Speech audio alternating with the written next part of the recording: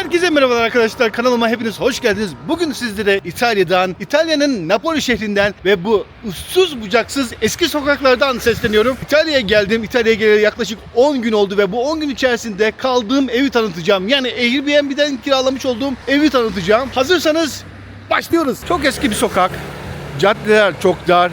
Araçlar kenarlara park etmiş. Araç park yeri bulmanız imkansız kadar zor. Burada her yerde otobüs durakları ve aynı zamanda tren istasyonları bulmanız mümkün. Yine Uber ve taksi gibi servisleri de transportation olarak, ulaşım aracı olarak kullanabiliyorsunuz. İşte ben İtalya'dayım. İtalya'nın Napoli şehrindeyim ve İtalya'nın Napoli şehrinde kiralamış olduğum evi sizlerle paylaşacağım. Karşınızda görmüş olduğunuz bina, sarı bina ve kırmızılarla donatılmış. Her ne kadar Galatasaray renklerine benzese de ben çok hoşlanmasam da bu renklerden, yine de güzel bir bina.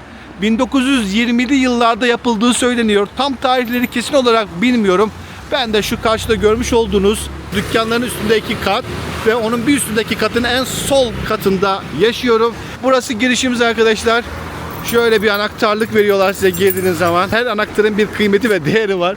Şimdi size kaldığım yeri, Airbnb evini ve detayları paylaşmaya çalışacağım. Burada saygı var. İnsanlar duruyorlar. İnanılmaz derecede trafikte kötüler İtalyanlar. Ama bunu bir sonraki videoda paylaşacağım. Şimdi ev turuna devam edelim. Görmüş olduğunuz kapıdan giriyoruz arkadaşlar. Burası Emanuele diye geçiyor. Carrier diye geçiyor diye söylüyorlar. Vomero'nun çok yakınında bir bölgede. Burada araç parkları yeri var ama maalesef evi kiraladığınızda, Airbnb kiraladığınızda burada size bir yer vermiyorlar. Çünkü her park alanının bir sahibi var. Ağaçlarla süslemişler. Daha çok sokaklarda mandalina ağaçlarını gördüğünüz bir şehir Napoli. Dediğim gibi araçlar inanılmaz küçük çünkü trafik çok kötü arkadaşlar. Anlatacağım bunu da. Evin girişi bu şekilde. Güvenlik kamerasıyla korunuyor. Panjurlar var evin pencerelerinde. Bina bayağı eski. Akşam saat 7'den sonra işte bu anahtarların kıymeti burada başlıyor. Çünkü bu kapılar arkadaşlar, hem bu kapı hem bu kapı hem dışarıda az önce göstermiş olduğum kapı kapalı oluyor. Bu böyle bir koridora. Buongiorno. Yine arkayı size göstereyim. Şu şekilde. Burada da motosikletlerin, araçların park edildiği yer. Dediğim gibi ama size burada bir yer vermiyorlar.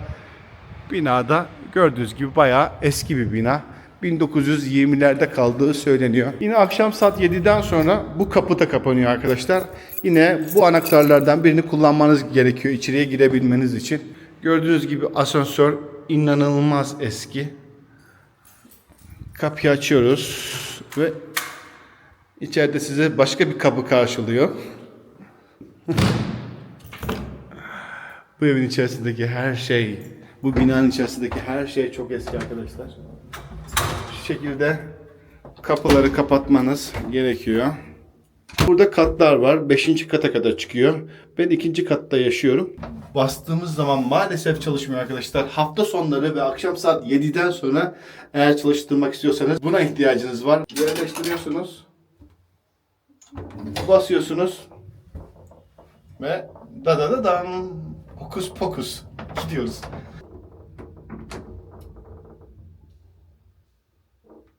Evet, kapımızı açıyoruz.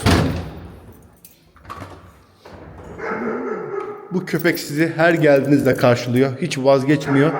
Bu köpek sizi her yukarı çıktığınızda karşılıyor. Hiç vazgeçmiyor. İnatla havlamaya devam ediyor. Ya beni sevmedi, ya kokumu sevmedi, ya da herkese böyle davranıyor, bilmiyorum. Şimdi zaten gezince sizler de göreceksiniz ve tarih kokuyor. Bir antikacı dükkanını andırıyor. Evin her yeri tarih arkadaşlar. Bildiğiniz tarih. Şimdi size zaten etrafı göstermeye başlayacağım. 1910'lu yıllardan kalma bir masa arkadaşlar evin içerisinde. Tablo yine 1800'lü yıllardan kalma yanılmıyorsam. Gördüğünüz gibi etrafı size göstermeye çalışıyorum. Çok büyük bir salonu var. Burası devasa bir oturma salonu arkadaşlar. Yine bu tablo. Burada bir tablo daha var. 1800'lü yıllardan kalma, 1700'lü yıllardan kalma, hatta 1500'lü yıllardan kalma bir şey var. Onu da size birazdan göstereceğim. Evin sahibi arkadaşlar bir farmasist, yani eczacı. Burada bir oturma grubu var. Dediğim gibi burada 2 masa var. 1800'lü yıllardan kalma bu masalar. Evin en eski eşyası bu arkadaşlar. Şu görmüş olduğunuz şey artık ne bilmiyorum. 1500'lü yıllardan kalma olduğunu söyledi. Evin en eski eşyası bu. Yine burada bir telefon var. Çalıştığını söyledi. Kullanılıyormuş eskiden. Bu da evin sahibi.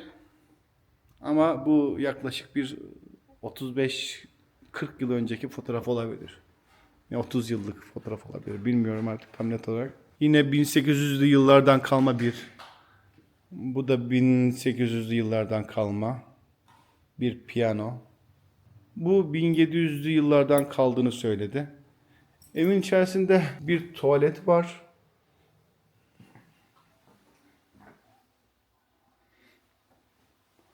Bu herkesin ortak kullanabildiği bir tuvalet olarak geçiyor. Evin ortasında. Yine burada bir çamaşır odası gibi bir oda var. Çocuk odası gibi bir oda var. Buraya hiç girmedim. Karşıda göstereceğim şimdi.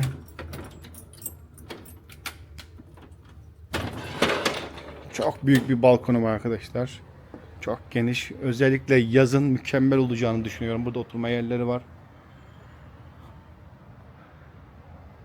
Yine burada binamız. Bu balkon ve bu salon tamamen bu eve ait. Çok büyük. Yine evin içerisinde birçok balkon var arkadaşlar. Kaldığım yerin odanın da var. Hatta hiç kullanmıyorum desem yalan olmaz. Evin salonunun büyüklüğü herhalde 150-200 metrekare vardır herhalde yanılmıyorsam. Sadece salon kısmı. Şu ihtişama bakın arkadaşlar. Çok güzel gözüküyor. Buram buram tarih kokuyor. Bu piyano çok ilgimi çekti. Çalmayı da çok isterdim ama maalesef bilmiyorum. Etrafı bu şekilde size göstermeye devam ediyorum. Burası evin mutfağı. Evin mutfağı inanılmaz küçük. Bu kadar büyük eve bu kadar küçük bir mutfak gerçekten şaşırtıcı. Ama burada Avrupa'da ya da İtalya'da insanlar dışarıda yemeye alışık oldukları için evde çok fazla iş yapmıyorlar. Burada bir ocak var. Burada bir kahve makinesi var. Dilediğiniz zaman kullanıyorsunuz. İzin veriyor. Burada bir dolabı var. İsterseniz kullanabiliyorsunuz ama tercihen kendi odanızdakini kullanmanızı öneriyorlar. Şu şekilde mutfağı da göstermiş oldum. Evin içerisinde 1, 2, 3, 4 tane kullanılabilir bir oda var. Burası odalardan biri. Buranın içerisinde bir banyo, bir tuvalet yok. Sadece 2 tane bu şekilde tekli koltuk gibi, çekyat gibi koltuklar var. Burada kalabiliyorlar. Burada kalan kişi, Airbnb kiralayan kişi dışarıda olan tuvaleti kullanıyor. Çamaşır odasına. Burada ütü var. Yine çamaşır makinesi var. Burayı kullanabiliyorsunuz. İzin veriyor ama şöyle bir problem var. Burayı kullandığınızda 5 euro para ödemeniz gerekiyor. Her çamaşır makinesini çalıştırdığınızda 5 euro veriyorsunuz. Yine bir oda da burada var. Bu odayı da gösteremiyorum arkadaşlar. Evin ikinci odasına açılıyor. Burada evin sahibi kalıyor bu odada. Yine buraya da giremiyoruz. Burada bir vestiyer var. Bir de bu da çok eski bir vestiyer. Şimdi gelelim benim odama. Şimdi benim odama gireceğiz ve benim odamı göstereceğim sizlere arkadaşlar. Şöyle, burası benim odam. İçeriye giriyoruz. Hemen sağda içeri girer girmez mini bir mutfak var arkadaşlar. Mini bir mutfak. Burada küçük bir dolabı var. Aygaz olarak kullanabileceğiniz bir ısıtıcısı var. Burada küçük bir rafları var. Yine musluğu var arkadaşlar bu şekilde. Burası mini bir mutfak. Burayı dilediğinizde kullanabiliyorsunuz. Ben genelde içerisine meyve atıyorum. Meyve kullanıyorum. Yine büyük bir şey ihtiyacınız olduğunuzda içerideki mutfaktaki dolabı kullanmanıza da izin veriyor. Burası da banyo. Banyomu göstereyim size. Buraya yıkamış olduğum çamaşırımı astım, ısıtıcıyı. Burası taharet musluğu yanılmıyorsam. Burası da tuvaleti. Yine burada banyosu var. Bu şekilde banyosunu göstereyim. Küveti de var. Dilerseniz küveti de kullanabiliyorsunuz. Burada da dışarıya açılan bir pencere var. Burası da aynamız. Şöyle ışığımızı da yakalım. Güzel bir tablo var. Yine burada. Ablamız yani evin sahibi 70'li yaşlarında çok özen göstermiş evine. Hep eski eşyalar babalarından kalmış veya eski eşyalar kendi almış. Burası da benim odam. Burası yatağım. Şurada küçük bir yatak daha var. Çocuk yatağı diyorlar. Burada zaten bu odada 3 kişi kalıyormuş. Burada çıplak bir ablamız var. Resmini koymuşlar. Yine tablosu. Burada da. Burada bir ayna var. Buraya bir ısıtıcı koymuşlar. Yine ikramlıklar. Burada küçük bir televizyonumuz var. Burada bir sehpamız var. Burada dolabımız var. Dolabı kullanabiliyoruz. Burada zaten eşyalarım var. Gördüğünüz gibi eşyalarımı da burada görebiliyorsunuz. Ev genelde zaten Napoli soğuk bir şehir değil. Soğuk değil. Ev normal ısıda duruyor. Ama sen gece üşürsen kullanabileceğin ya da sıcaklarsan kullanabileceğin bir klimada. Burada mevcut. 2 tane balkon var. Dışarıya açılıyor. Burada bir sandalyesi var. Az önce video başladığım yerde şurasıydı zaten. Hemen şurada göz ucuyla çok az bir şey de görsen denizi görebiliyorsun. Gördüğünüz gibi eski bir sokak, eski bir caddenin içerisinde. Yine bir balkonda burada var. Ama kullanmayı tercih etmiyorum. Çünkü klimanın makinesi orada ve çok ses yapıyor açtığın zaman. Genelde arkadaşlar bu ev için şunu söyleyebilirim.